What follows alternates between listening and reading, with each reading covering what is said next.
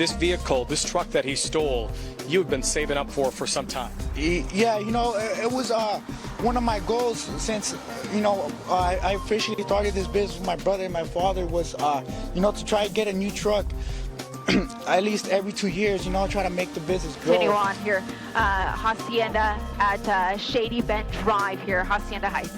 And he's just, he just collided with some cars. Oh my gosh. Yep. Wow, he just pushed that Jeep out of the way right and is continuing on the curb.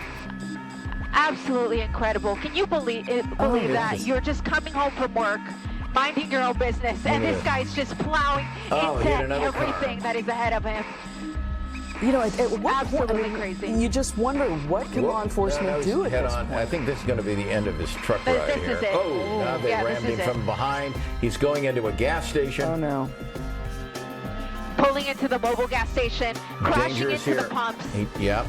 There's people out there. Let's see. Deputies have their guns drawn. Oh, he's retreating towards the officers. No. Oh, no. Okay. Oh, no. He's going to ram the officer.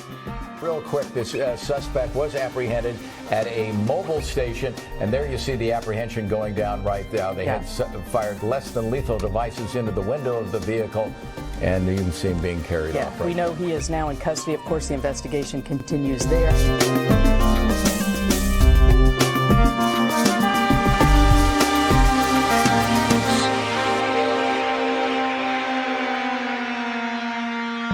At Western Journal, we unapologetically bring you news that you can count on. Read about the America that you love.